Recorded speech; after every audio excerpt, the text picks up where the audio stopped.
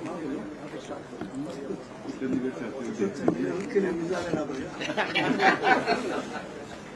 think that's the right thing.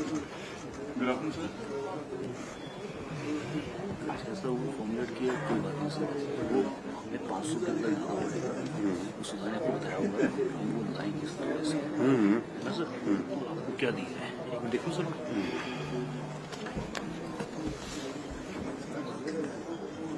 ठीक है sir, ये आपका भी देखो उसके बाद में देखो सर।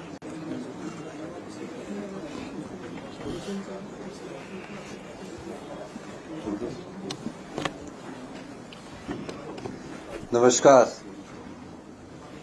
आप सभी पत्रकार बंधुओं को, सम्मानित मंत्रिमंडल के हमारे सभी सदस्यगण, सम्मानित हमारे विधायक। सबसे पहले तो मैं आप सबको मुखातिब जो हुआ हूं उसके लिए मैं आपका धन्यवाद करना चाहता हूं। आप जानते हैं कि तकरीबन 1 वर्ष पहले हिमाचल प्रदेश में कांग्रेस की सरकार बनी। कांग्रेस की सरकार बनने के बाद जिस प्रकार की आर्थिक परिस्थितियां हिमाचल प्रदेश में थी और 14 महीने के कार्यकाल में उस प्रकार की आर्थिक स्थितियों पर हमने नियंत्रण पाया। जिस प्रदेश पर 75,000 करोड़ रुपए का कर्ज चढ़ा हो और 10,000 करोड़ रुपए की सरकारी कर्मचारी और अधिकारियों की लायबिलिटीज हो, उसके बाद दिन प्रतिदिन का खर्चा करने की जिस प्रदेश के पास धन ना हो, अपनी नीतियों के द्वारा, अपने कार्यक्रम के द्वारा हमने इस आर्थिक समस्या का सामना किया। उसके बाद प्रदेश में फिर आपदा आई। आपदा के बाद कभी हमने कल्पना भी की थी कि इतिहास की इतनी बड़ी आपदा हमारे जीवन काल में हमें देखने को मिलेगी। तकरीबन 4,000 घर पूर्णतः नष्ट हो गए और 13,000 घर आंशिक रूप से नष्ट हो गए। उन परिवारों को बसाने की जरूरत थी। पाई पाई जोड़कर जिस परिवार ने एक घर बनाया होता है, उन घरों को बसाने की जरूरत थी और हमारी सरकार ने उन घरों को बसाने के लिए और जो आंशिक रूप से क्षतिग्रस्त घर थे उस नुकसान का जायजा लिया और हमने नियमों में परिवर्तन किया, कानून बदल दिया उन परिवारों की सहायता करने के लिए। यही नहीं, जब हमारी सरकार बनी हमने उसमें कुछ गारंटियों का वादा किया था। उसमें पहली गारंटी ओल्ड पेंशन स्कीम को लेकर थी कि हम अपने सरकारी कर्मचारी और अधिकारियों को ओल्ड पेंशन स्कीम के अंतर्गत लाएंगे और हमने पहली कैबिनेट में वो करके दिखाया।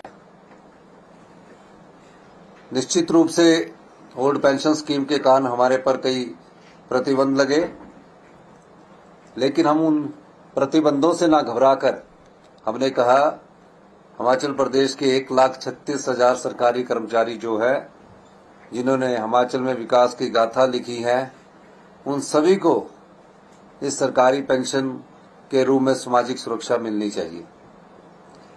ये हमारी पहली गारंटी को हमने पूरा करने का अपनी दृढ़ इच्छा शक्ति निभाई। उसके बाद हमारी दूसरी गारंटी थी, राजीव गांधी स्टार्टअप योजना को हमने शुरू किया। 3 चरणों में हमने शुरू किया और पहले चरण में हमने ई टैक्सी के रूप में शुरू किया। दूसरे चरण में हमने स्वरोजगार की दिशा में बढ़ते हुए सोलर पैनल योजना का हमने शुभारंभ कराया और तीनों चरण में हमने 680 करोड़ रुपए की राजीव गांधी स्टार्टअप योजना की शुरुआत की। तीसरी गारंटी हमारी थी कि प्रत्येक विधानसभा में हम 4 इंग्लिश मीडियम स्कूल खोलेंगे। मुझे ये बताते हुए खुशी हुई कि अगले एकेडमिक सेशन से जो भी हमारे गवर्नमेंट स्कूल है उसमें प्रथम कक्षा से ही इंग्लिश मीडियम स्टार्ट कर दिया जाएगा। उसी प्रकार हमने गांव की अर्थव्यवस्था को मजबूत करने के लिए गाय का दूध का मूल्य में इतिहास की सबसे बड़ी वृद्धि दर्ज की।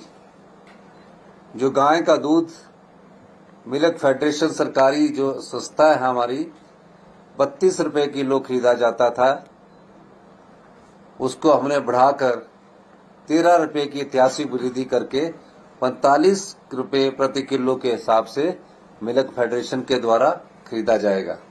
और भैंस के दूध में 23 रुपए की ऐतिहासिक वृद्धि की गई। मिल्क फेडरेशन द्वारा जो 32 रुपए खरीदा जाता था, उसमें 23 रुपए बढ़ाकर 55 रुपए किलो के हिसाब से भैंस का दूध खरीदा जाएगा।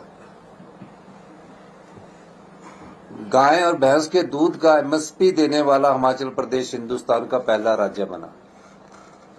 और प्राकृतिक खेती को बढ़ावा मिले, गोबर का उपयोग किया जाए। गोबर से की जाने वाली खेती पर भी हमने प्राकृतिक खेती के रूप में 40 रुपए किलो के हिसाब से गेहूं और 30 रुपए किलो के हिसाब से मक्का की खरीदने की हमने योजना बनाई। हम हिंदुस्तान के पहले राज्य बने जिन्होंने प्राकृतिक खेती पर एमएसपी को लागू किया। इस प्रकार इन योजनाओं का दायरा बढ़ता गया। धीरे धीरे जब हमारा दूसरा बजट हमने प्रस्तुत किया, उस बजट में हमने ग्रामीण अर्थव्यवस्था को मजबूत करने की दिशा में कई महत्वपूर्ण कदम उठाए हैं, जिसमें मनरेगा की मजदूरों की दिहाड़ी प्रतिदिन 60 रुपए से बढ़ाकर 240 रुपए से बढ़ाकर 60 रुपए हमने उसमें बढ़ोतरी की, 300 रुपए कर दी गई।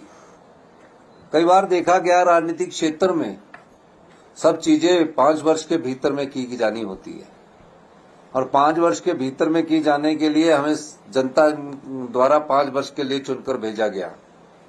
लेकिन मुझे ये बताते हुए खुशी हो रही है कि हम इस प्रेस कॉन्फ्रेंस के माध्यम से हमारी 5वीं गारंटी को पूरा करने जा रहे हैं।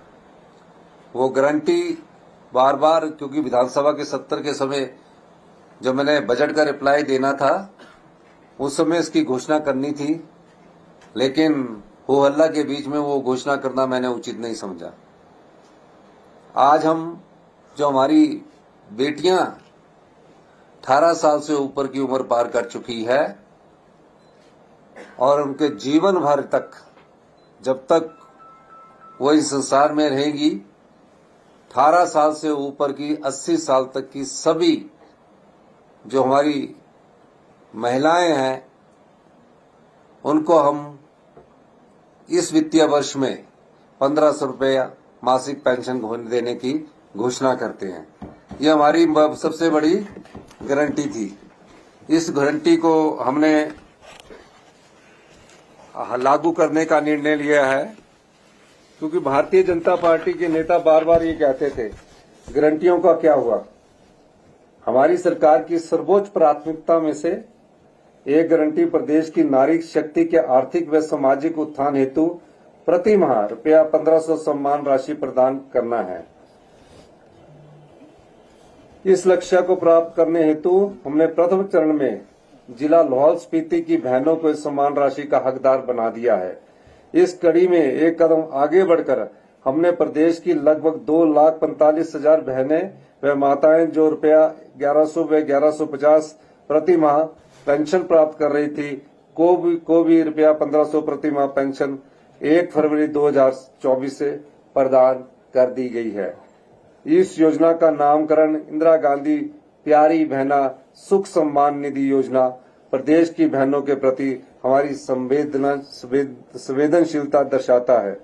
इस वचन पूर्ति हेतु हमारी प्रतिबद्धता अटूट है। मैं इस योजना को जिला लाहौल स्पीति के बाद पूरे प्रदेश में लागू करने की घोषणा करता हूं। इसके अंतर्गत प्रदेश के सभी परिवार सीधे सीधे जुड़ेंगे। इस योजना द्वारा हम प्रत्येक परिवार से 18 से 60 आयु वर्ग की बहनों को अगले वित्त वर्ष से इंदिरा गांधी प्यारी बहना सुख सम्मान निधि योजना प्रदान करने का वचन दे रहे हैं। ये गारंटी हमने दी थी और आज हम इस गारंटी को पूरा करने की कोशिश कर रहे हैं। यही मुझे कहना था। आपका बहुत बहुत धन्यवाद। जय हिंद, जय हिमाचल। Thank you. चाय की धन्यवाद। तकरीबन अभी जितने भी महिलाएं आएंगी इसमें, अभी इसके फॉर्म भरवा के हम सबको बता देंगे, तकरीबन 5 लाख से ऊपर महिलाएं हैं। 18 से 60 के बाद हमारी ऑलरेडी पेंशन योजना चल रही है, जिसका टॉप अप हमने 1150 से 1500 किया है। 800 करोड़ के करीब हमारा प्रतिवर्ष इसमें अमाउंट बनेगा।